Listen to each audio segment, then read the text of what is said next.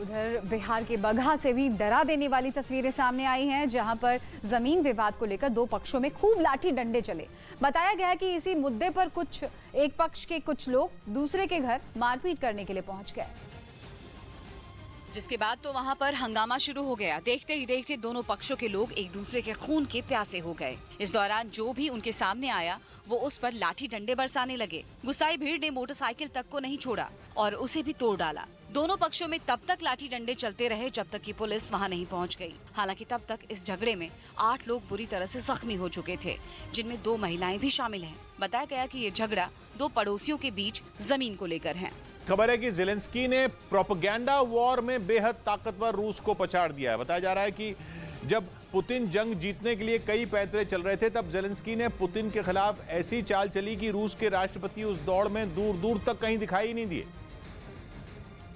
क्योंकि ज़ेलेंस्की ने दुनिया के सामने पुतिन को विलन बनाने की साजिश रची और रूस के गुनाहों का प्रचार करने के लिए टीवी और सोशल मीडिया का बखूबी इस्तेमाल किया। और इसी प्रोपेगेंडा वॉर की वजह से दुनिया के बड़े बड़े देश यूक्रेन के पाले में खड़े दिखाई दिए, क्योंकि दुनिया में प्रोपेगेंडा वॉर के जरिए ज़ेलेंस्की ने ऐसा माहौल बनाया कि वो हीरो बन गए और पुतिन विलन जैसे दिखाई देने लगे। और प्रोपेगेंडा वॉर में होता भी कुछ यूं ही है। प्रोपेगेंडा का इस्तेमाल दुश्मन देश पर दबाव बनाने के लिए किया जाता है। इस दौरान जानकारियों को गलत तरीके से सबके सामने परोसा जाता है और यही वजह है कि बड़े बड़े देशों में कई लोग ज़ेलेंस्की को हीरो की तरह मान रहे हैं। और उनके इसी प्रोपेगेंडा की वजह से रूस की छवि दुनिया के सामने खराब हो गई है, क्योंकि यूक्रेन ने जंग से जुड़ी एक एक जानकारी को एक ऐसे हथियार के तौर पर इस्तेमाल किया है जिसने उसे रूस से अपने दम पर लोहा लेने वाला हीरो बना दिया। असल में यूक्रेन जंग की जानकारी इस तरह से पश्चिमी देशों के सामने पेश कर रहा है कि वो अपने समर्थन में माहौल बना सके। इतना ही नहीं, दावा किया जा रहा है कि यूक्रेन ने रूस के खिलाफ अपनी प्रोपेगेंडा स्ट्रेटजी के तहत 5 मंत्रों पर काम किया है, जिनमें पहला है आत्मरक्षा, दूसरा है यूक्रेन का बदला, तीसरा है रूस की बर्बरता, चौथा है रूस की गलत सैन्य नीति और 5वां है यूक्रेन को जरूरी मदद। यही वजह है कि जिस यूक्रेन को लोग महज छोटा सा प्यादा समझ रहे थे, उसके लिए आज बड़े से बड़े देश रूस से दुश्मनी लेने को तैयार बैठे हैं। इस बीच यूक्रेन के रक्षा मंत्री ने सेना की नई गाड़ी की टेस्ट ड्राइव की। बताया गया कि ज़ेलेंस्की की फौज को दी गई ये कोई आम गाड़ी नहीं है, बल्कि दावा है कि ये गाड़ी किसी भी तरह के इलाके में और उबड़ खाबड़ सड़कों पर चल सकती है और दुश्मन को मुंह तोड़ जवाब देने की क्षमता रखती है। इसी को टेस्ट करने के लिए यूक्रेन के रक्षा मंत्री उस गाड़ी में खुद सवार हो गए और मुश्किल हालात में उसे चलाकर देखा, जिसके बाद उसे फौज को सौंप दिया गया। जो वीडियो सामने आया उसमें उस गाड़ी पर एंटी टैंक मिसाइल फिट दिखाई दी और यही वजह है कि इस गाड़ी की मदद से दुश्मन के ताकतवर टैंकों को भी तबाह किया जा सकता है। इस गाड़ी में एक बार में 2 लोग बैठ सकते हैं, लेकिन इसकी सबसे बड़ी खूबी यह है कि इसे जंग के दौरान पथरीले, रेतीले और ऊंचे नीचे रास्तों पर आसानी से चलाया जा सकता है। ये देखने के लिए यूक्रेन के रक्षा मंत्री इस गाड़ी को हर उस जगह से लेकर गुजरे जहां आम गाड़ियों का बेहद धीमी रफ्तार में भी चलना मुश्किल होता है। वहां सेना की ये गाड़ी अपनी पूरी रफ्तार में चलती नजर आई। इस बीच रूस की सेना ने एक वीडियो जारी किया जिसमें उसके सैनिक टैंकों और हथियारों की मरम्मत करते नजर आए। बताया गया कि ये टैंक यूक्रेन के खिलाफ जंग में खराब हो गए थे, जिन्हें फिर से ठीक करके सेना में शामिल करने की तैयारी की जा रही है। जो वीडियो जारी किया गया उसमें रूस के कई टैंक और ट्रक खड़े दिखाई दिए, जिनकी रूस के जवान मरम्मत करते दिखे और खराब मशीनों को बदलते नजर आए। जंग के बीच कम समय में इन हथियारों को दुरुस्त करने के लिए उन्होंने कई हाईटेक मशीनों का इस्तेमाल किया, जिससे काम जल्दी पूरा हो सके। मरम्मत होने के बाद ट्रायल के तौर पर रूस के सैनिक टैंकों को मैदान में दौड़ाते और उनसे गोले बरसाते दिखाई दिए। जब उनको टैंक के पूरी तरह ठीक होने का भरोसा हो गया, तब वो उन्हें लेकर सैन्य ठिकानों की ओर जाते दिखाई दिए। बिहार में बीजेपी विधायक भागीरथी देवी ने अपनी ही पार्टी के नेताओं पर निशाना साधा। बिहार में बीजेपी विधायक भागीरथी देवी ने कुछ बीजेपी नेताओं पर मनमानी का आरोप लगाया और पार्टी के सभी पदों से इस्तीफा देने का ऐलान कर दिया। पद होते हुए कोई हमारे पूछ नहीं के जिला में।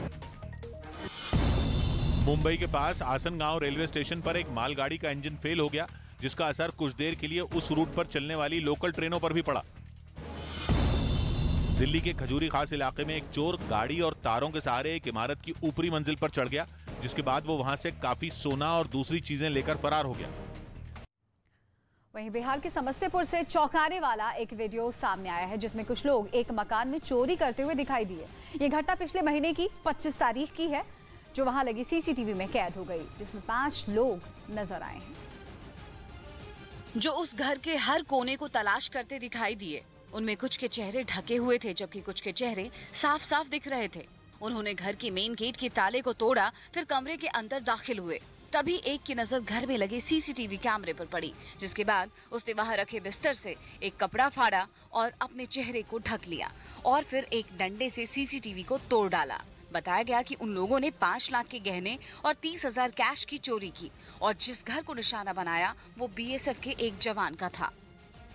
वहीं इलाहाबाद हाई कोर्ट के बाहर खड़ी 2 कारों में अचानक आग लगने से मौके पर अफरा तफरी मच गई।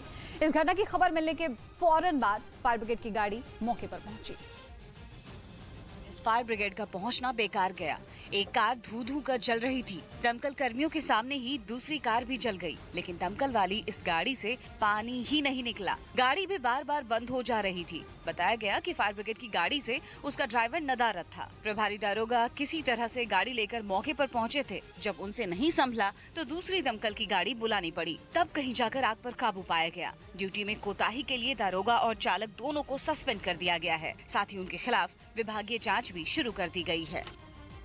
उधर तेल संकट से जूझ रहे जो बाइडेन ने सऊदी अरब को मनाने की कोशिश शुरू कर दी है। खबर है कि वो जून के अंत में सऊदी अरब जाएंगे। यूक्रेन जंग के बाद जब पश्चिमी देशों ने रूस पर प्रतिबंध लगाए थे तो तेल और गैस की किल्लत होने लगी थी और खबर आई थी कि अमेरिका ने इस कमी को पूरा करने के लिए सऊदी अरब पर दबाव बनाया था, लेकिन सऊदी अरब नहीं माना और यूक्रेन में भीषण बमबारी के बीच अमेरिका में तेल संकट पैदा हो गया। यूक्रेन को हथियार और आर्थिक मदद दे देकर अमेरिका खुद परेशान हो चुका है।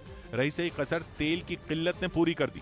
नौबत आ गई कि बाइडेन को सऊदी अरब के आगे तेल की भीख मांगनी पड़ रही है। Bloomberg.com ने लिखा कि बाइडेन जून के अंत में सऊदी अरब की यात्रा पर जा सकते हैं और इस दौरान बाइडेन और सऊदी अरब के क्राउन प्रिंस मोहम्मद बिन सलमान की मुलाकात हो सकती है, जिसमें बाइडेन अमेरिका की तेल की जरूरतों के बारे में बात करेंगे। हालांकि अब तक ये सिर्फ अटकलें हैं, क्योंकि बाइडेन के सऊदी अरब जाने या वहां के क्राउन प्रिंस से मुलाकात का कोई औपचारिक ऐलान नहीं हुआ है। Bloomberg.com ने अपने आर्टिकल में लिखा कि अमेरिका के राष्ट्रपति पश्चिम एशिया की यात्रा पर जाने का कार्यक्रम बना रहे हैं और उनकी ये यात्रा नेटो के लिए समर्थन जुटाने के मकसद से होगी।